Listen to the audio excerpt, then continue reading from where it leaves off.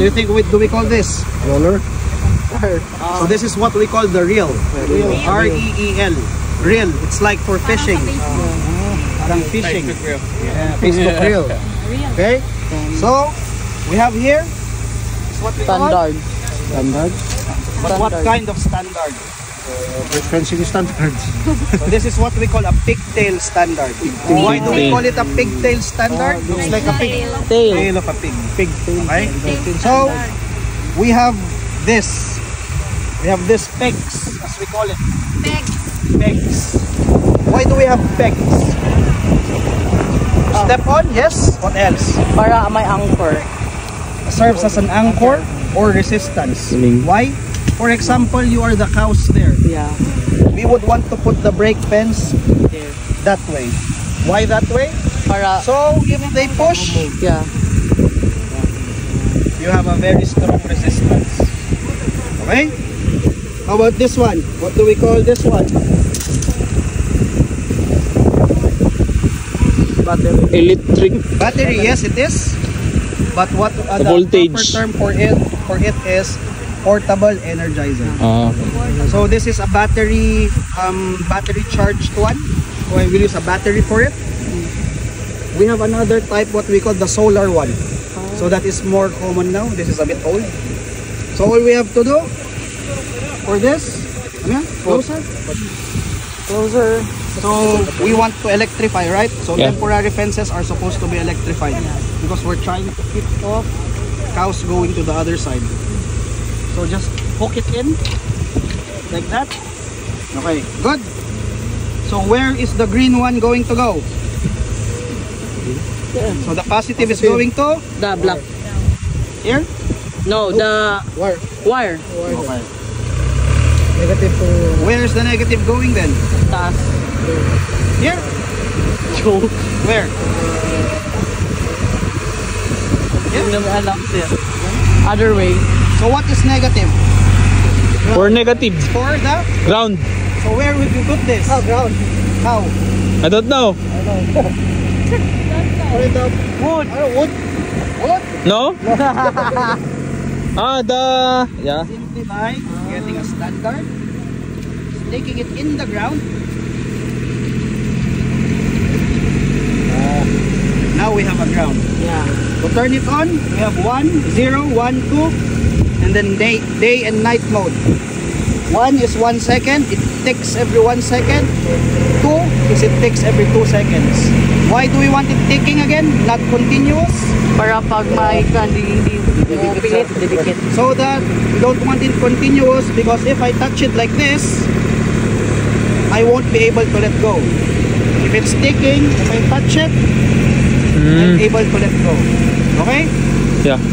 What do we call this? Voltmeter or the? Fault finder. What does it do? Find the electric voltage. Okay. Easiest way to use it, it's either you put it on top like that on the tip, or rest it on the middle. So it's not on at the moment. I'll put it at 2. Come closer. So you would see that this is in 7.4 kilovolts. Yeah. Okay, so that's pretty strong. Yeah. That would give you a shock. Okay. For cabs and cabs. If we don't have a fault finder or voltmeter, how can we check or estimate if there's a shock or a power? Touch?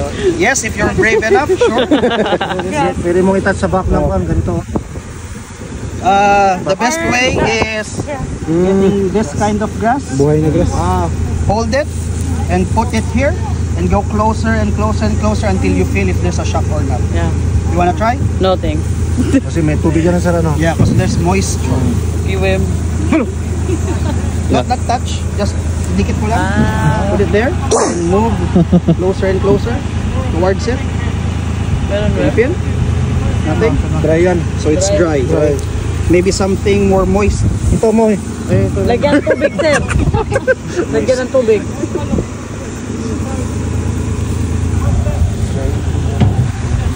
None? Hawakan mo lang daw. No, there is. So he could feel it. Nandito sa... Okay? Ha? So I'll turn it Hindi off. ka na, ano? Okay. Kagat ng Now, langgam. Hindi ka. Basta, di ba si Sam dapat pala? who doesn't know how to put a brake fence up? Do you all know how to put a brake fence or no? No. Okay. So the first thing I want you to do is make mistakes. I would ask you to put a brake fence and I would be telling you what you're doing wrong and then I'll show you my way of doing it. Would that be okay? Yeah. So I need 2 representatives. Denver. One here, one there. So get a reel, get your standards. Don't need your okay? Lock, lock. Lock is you cannot move it. Unlock is you can move it. Of course. So I unlock it. Lalagay niya sir dyan. I know this is the power source. So how will I put it? Like this? No. Would this be Under. powered? No. No. I think you will put. Okay, Francis, go. Good idea? Or bust like that. Close? But why would you do that if you can do this? Ah. Eh? So is it secured? Yeah. Secured, sir. Is it secured? I'll show you again, Ate Gwen. All you have to do is one turn there. You won't get a shock because all you'll do is drop it. Get the plastic part. Okay. Okay. Okay. Done? Overhand. Okay. Ganun nyo lang. Okay.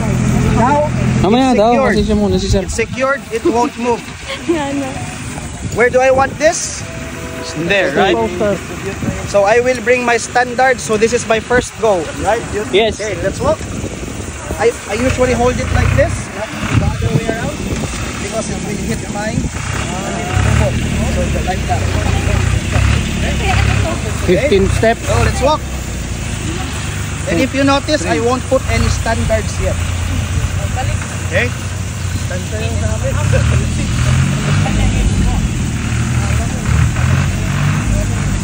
So this is just my first one. Ah, I get it. Okay, I get it, sir. get it? Yeah. When you put down, tapos pag pabalik ka na, lalagay mo na yung standard. So as I said, make it efficient when you're doing brake fencing.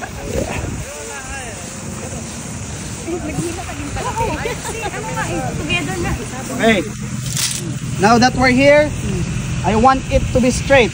How will I do that? Drop it down. Now you have a straight line. Oh. Okay. Tighten. Balik tayo mo. Okay. Tighten. Tighten. Tighten. Automatic lock. Lock. Lock. Lock. Lock. Tighten. Other way. Other way. Tighten. Pull. Pull. Take it straight. Put it down. Straight. Okay. Okay. Lock mo na, nakalak na. Good. What I usually do is unlock it after I put it down. And if you notice, actually, there is a negative of what I'm doing. Do you see the wind? Yeah. It's blowing it sideways. So I'll show you another technique of a windproof one later. Okay. So straight, still straight. Yeah. Do that. Measure here. Lock. And I try to do that. Now I have power here, power there. I put it here. Anong ginawa mo? Ginanon mo? Okay. Sa hook. So I will make sure it's locked, Ate Gwen. Always lock. All you have to do is that hook.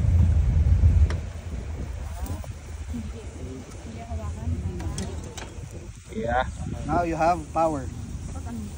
Second step. Second step. Where are my cows? What side? This side? This side. Okay. So there's 2 ways of putting this. If my cows are here, I won't get a shock because I'm holding this. If my cows are there, Yeah. okay? So you need I want you all to practice how to put the standards and then just step on it. Okay? Because that May kuryente na ito, sir. Wala pa. this you would, what is the best thing we could do, you think, if we would be winding this up with tension? You can use the orange, sir. You can use the orange. How? Guide. So this is the guide. That could lock, sir, no? The orange one? No. Not really lock. Just tighten. Do a little bit tension. Yes. Lock, parang lock. I-lock na rin. Tension muna. How would you add tension? No. I think, sir, Bababa. Ay, may... ilalak mo. No. Try mo nga. Ikot. Ay, Try mo nga. Okay. Because if you're just winding it like that, it would end up being loose again. I lock. Yeah, that would end up being loose. Tapos, I-lock. dahan-dahan ka lang kuhan. Maglalakad. Naglalakad, sir. Na you walk. You walk. So there's still no resistance because you're pulling it and winding it at the same time. So what I usually do is get a standard. Okay? You see this part here? That's very useful. You know that you have resistance here, right? Okay. Okay? So we have resistance. And then when I'm winding it up, it's not just in one side. If you don't have enough tension, just put a bit of pressure here. Ay, pala, naalis na pala doon. Naalis na pala ni... Okay? Very good. Now you have a tangle free reel. Okay, now that you know it, try it, and then at the end there, I'll show you how to take a photo for your assessment. Okay? First.